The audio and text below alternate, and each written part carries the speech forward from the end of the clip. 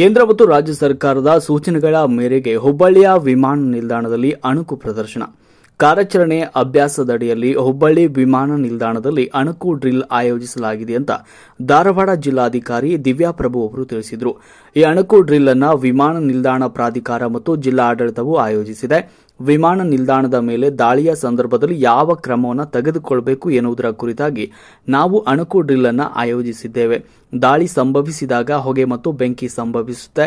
Fire brigade, police ಇಲಾಖೆ, home guard ಮತ್ತು ಆರೋಗ್ಯ ಇಲಾಖೆಯಂತಹ ಜಿಲ್ಲಾ ಆಡಳಿತದ ವಿವಿಧ ಇಲಾಖೆಗಳಿಂದ ನಾವು ಈ ಕೆಲಸವನ್ನ ಮಾಡಿದ್ದೇವೆ ಅಂತ ತಿಳಿಸಿದರು.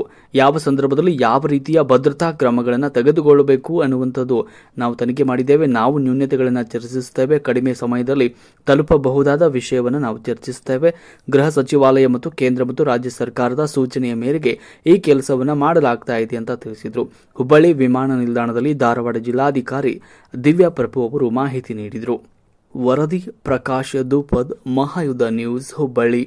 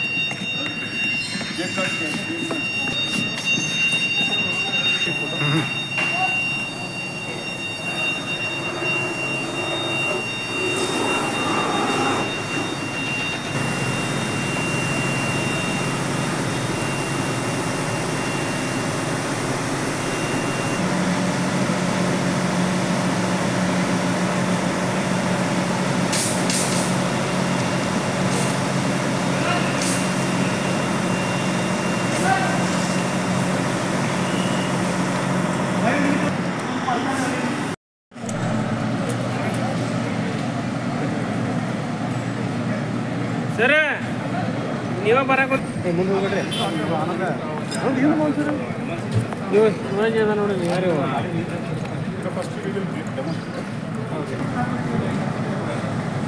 ಓಡ್ಬಿಡ್ತಾರ ನಮ್ಮವರು.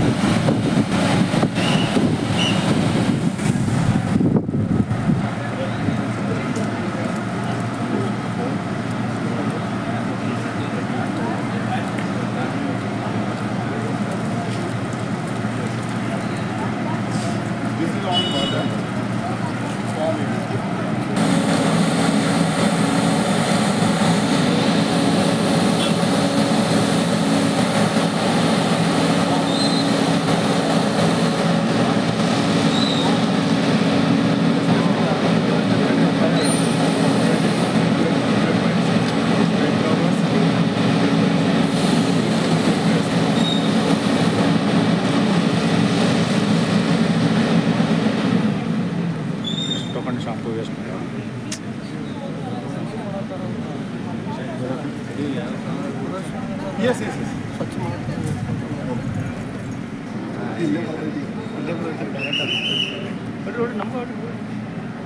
ನಾವು ಸ್ವಚ್ಛಕ್ಕೆ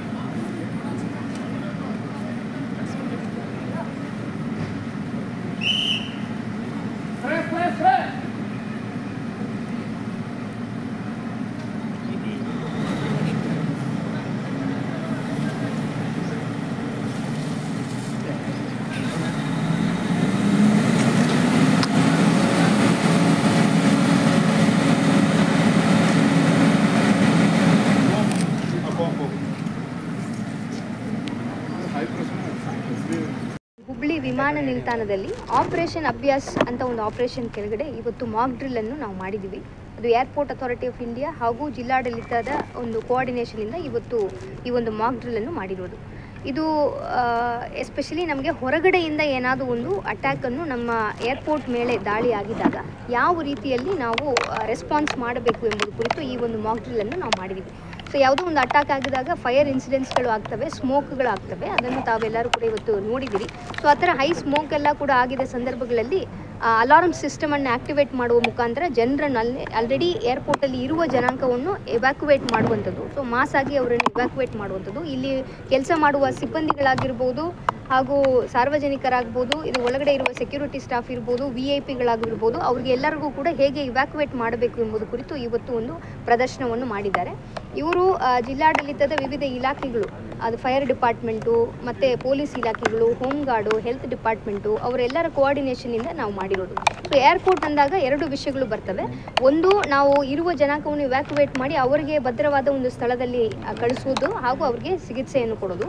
ಇನ್ನೊಂದು, ಆಪರೇಷನ್ ರಿಲೇಟೆಡ್ ಆಗಿ ಅವರು ಇಮಿಡಿಯೇಟ್ಲಿ ಅವರು ATC ಕಂಟ್ರೋಲಿಗೆ ಅವರು ಮಾಹಿತಿಯನ್ನು ನೀಡಿ ಅಲ್ಲಿ ಇನ್ಕಮಿಂಗ್ ಆ್ಯಂಡ್ ಔಟ್ಗೋಯಿಂಗ್ ಫ್ಲೈಟ್ಸ್ಗಳಲ್ಲಿ ಯಾವ ರೀತಿಯಲ್ಲಿ ಕ್ರಮಗಳನ್ನು ತಗೊಳ್ಬೇಕು, ಅದು ಹೇಗೆ ಅದನ್ನು ನಿಲ್ಲಿಸುವಂಥದ್ದು ಮತ್ತು ಡೈವರ್ಟ್ ಮಾಡುವಂಥದ್ದು, ಆ ಒಂದು ಕ್ರಮಗಳನ್ನು ಕೂಡ ಆಗಬೇಕು. ಸೊ ಅವರು ಎರಡು ರೀತಿಯ ಒಂದು ಕೆಲಸಗಳನ್ನು ಇವತ್ತು ನಮಗೆ ಮಾಡಿ ತೋರಿಸಿದ್ದಾರೆ. ಸೊ ATC ಕಂಟ್ರೋಲ್ಗೆ ಕೂಡ ಅವರು ಮಾಹಿತಿ ಕಳಿಸಿದ್ದಾರೆ. ಅದೇ ರೀತಿಯಲ್ಲಿ ಜಿಲ್ಲಾಡಳಿತಕ್ಕೆ, ನಮ್ಮ ಡಿಸಾಸ್ಟರ್ ಮ್ಯಾನೇಜ್ಮೆಂಟ್ ಅಥಾರಿಟಿಗೆ ಕೂಡ ಕಾಲ್ಗಳನ್ನು ಬಂದ ತಕ್ಷಣ ಅವರು ಬೇರೆ ಬೇರೆ ಇಲಾಖೆಗೆ ಕೋಆರ್ಡಿನೇಟ್ ಮಾಡಿಕೊಂಡು ವಿದಿನ್ ಶಾರ್ಟೆಸ್ಟ್ ರೆಸ್ಪಾನ್ಸ್ ಟೈಮಲ್ಲಿ ಎಲ್ಲ ಇಲಾಖೆಗಳು ಇವರ ಕೈ ಜೋಡಿಸಿ ಸಾವು ನೋವುಗಳನ್ನು ಕಡಿಮೆ ಮಾಡುವಂಥದ್ದು ಹಾಗೂ ಇಲ್ಲಿ ಸಿಕ್ಕಾಕೊಂಡಿರುವ ಜನರನ್ನು ನಾವು ಹೊರಗಡೆ ಸೇಫಾಗಿ ತೊಗೊಂಡು ಹೋಗೋದು ಹೇಗೆ ಎಂಬುದನ್ನು, ಅವರಿಗೆ ಇರುವ ಎಲ್ಲ ಎಕ್ವಿಪ್ಮೆಂಟ್ಸ್ಗಳನ್ನು ಇವತ್ತು ಅದನ್ನು ಹಾಕಿ ಅದನ್ನು ಪ್ರದರ್ಶನ ಮಾಡಿದ್ದಾರೆ.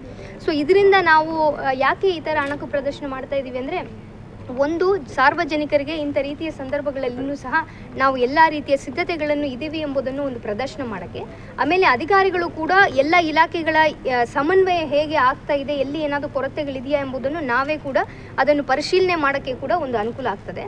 ಮೂರನೇದಾಗಿ, ನಮ್ಮಲ್ಲಿ ಇರುವ ಎಕ್ವಿಪ್ಮೆಂಟ್ಸ್ಗಳು ಏನೇನೆಲ್ಲ ಇದ್ದಾವೆ, ಯಾವ್ಯಾವ ಎಕ್ವಿಪ್ಮೆಂಟ್ಸ್ಗಳನ್ನು ನಾವು ಉಪಯೋಗ ಮಾಡಬೇಕು, ಹೇಗೆ ಮಾಡಬೇಕು, ಯಾವ ಸಂದರ್ಭದಲ್ಲಿ ಮಾಡಬೇಕು, ಅದೆಲ್ಲ ಸುಸ್ಥಿತಿನಲ್ಲಿ ಇದೆಯಾ. ಉದಾಹರಣೆಗೆ ಇವತ್ತು ಸ್ಮೋಕ್ ಆದ ತಕ್ಷಣ ಆಟೋಮೆಟಿಕ್ ಅಲಾರ್ಮ್ ಸಿಸ್ಟಮ್ ಆನ್ ಆಗಬೇಕಾಗಿತ್ತು. ಸೊ ಅದೆಲ್ಲನೂ ಕೂಡ ನಾವು ಚೆಕ್ ಮಾಡಿಕೊಂಡಿದ್ದೀವಿ, ಖಚಿತಪಡಿಸ್ಕೊಂಡಿದ್ದೀವಿ. ಎಲ್ಲಿ ಏನಾದರೂ ನ್ಯೂನತೆಗಳಿದ್ರೆ ಅದನ್ನು ರೀವಿಸಿಟ್ ಮಾಡಿ ಸರಿ ಮಾಡಿಕೊಳ್ಳೋದಕ್ಕೆ ಈ ಒಂದು ಮಾಕ್ ಡ್ರಿಲ್ಸ್ಗಳನ್ನು ಮಾಡಿದ್ದೀವಿ.